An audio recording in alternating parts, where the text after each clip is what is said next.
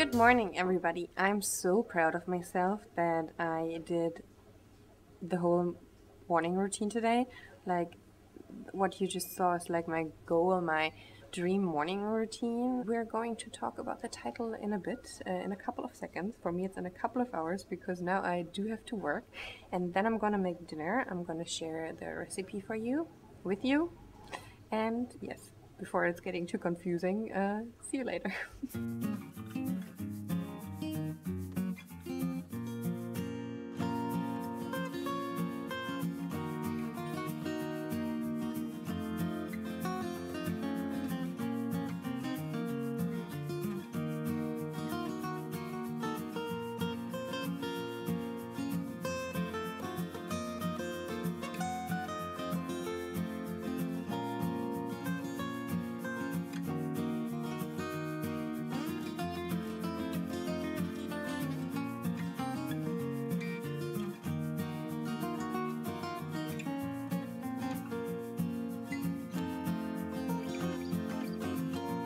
So, because I was literally in a food coma, kind of, I almost forgot to shoot the last part and actually talk about the title of this video.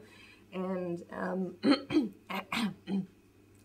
some time ago, I asked you guys on Instagram if you would have the chance to ask another MS person or person with MS anything, what would it be? One person asked then, do you feel like in a fog? I don't know how to translate that properly because it's in German.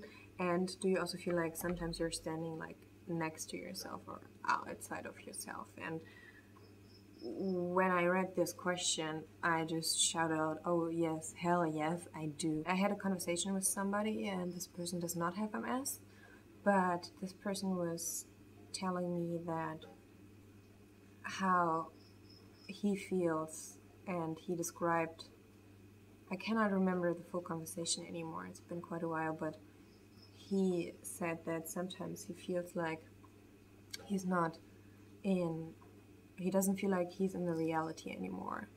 And the way he described it, I was just listening with my mouth open because I've never heard somebody describing that feeling that I felt for years so perfectly and so fitting. And I always thought that I'm the only person who feels that way, and I felt a little bit isolated, and I felt like I'm a super weird person, which I am in a way, but that's another topic. I think everybody is weird in a not negative way, non-negative way. Anyway, but it helped me so much to realize that I'm not alone in this, that other people feel the same, and it felt so comforting for me to know that. So that's why I also wanted to answer that question or share this with you, because it helped me so much. And if I can help another person feeling better, that's amazing. I would be really happy about that. Hey, future Lara here. Just a quick update or definition, because I kept saying losing reality, and it's also in the title, right? What you also find in the title is the word derealization, and I felt like keep saying the word loss of reality is not the right description for what I'm feeling. I kept researching about it, and I stumbled across the word derealization, and I've been reading that before, but I completely forgot about it. But it's actually, first of all, it's a thing, and it is what I'm feeling. I'm not a psychologist, therapist, whatsoever. Please keep that in mind, and I haven't spoken to one. I do want to talk to my therapist about that and then give you an update on it. But now I want to read to you the definition of it by the ICD-10, which I found, which was not so easy, but it is. And the ICD-10 point F48.1, and it's called depersonalization derealization syndrome, and it's a rare disorder in which the patient complains spontaneously that his or her mental activity, body, and surroundings are changed in their quality as to be unreal, remote, or automized. Among the varied phenomena of the syndrome, patients complain most frequently of loss of emotions and feelings of estrangement or detachment from their thinking, their body, or the real world. In spite of the dramatic nature of the experience, the patient is aware of the unreality of the change. The sensorium is normal and the capacity for emotional expression intact. Depersonalization, derealization symptoms may occur as part of a diagnosable schizophrenic, depressive, phobic, or obsessive compulsive disorder. In such cases, the diagnosis should be that of the main disorder. So that's basically what I've been describing, that even though I feel like I'm losing reality or the connection to reality, I am aware of it.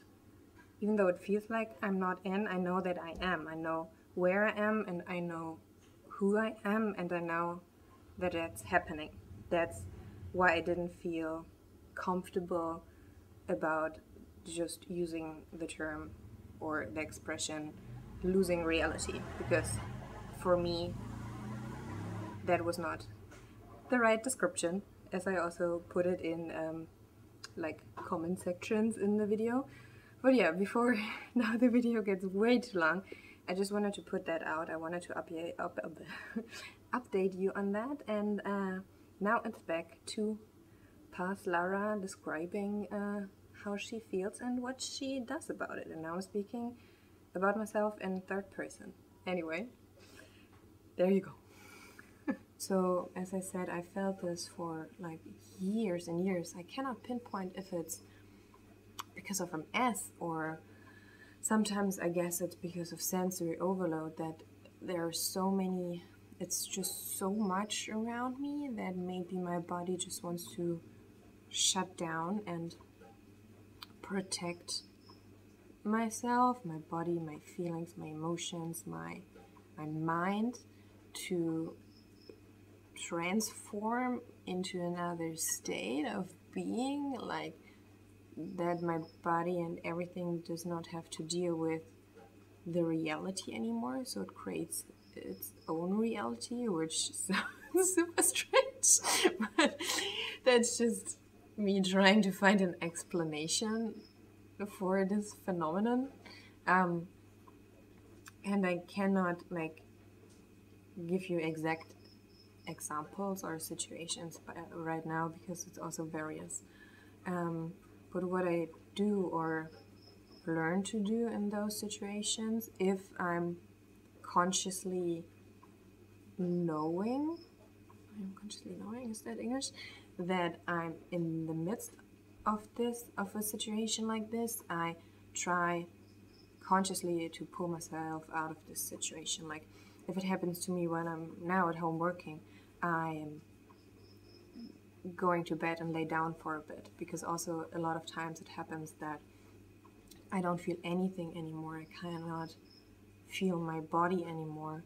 So I also try to like feel something, like feel the ground under my feet, or feel like my body, like hold my hand or touch myself. I know that sounds weird. I already laughed about that in my German part, and in the German part of the video I just recorded.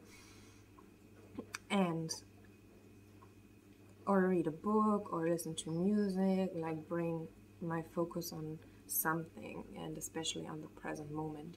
A friend of mine, for example, told me what she does in like similar situations when she's like overwhelmed and everything. She looks around and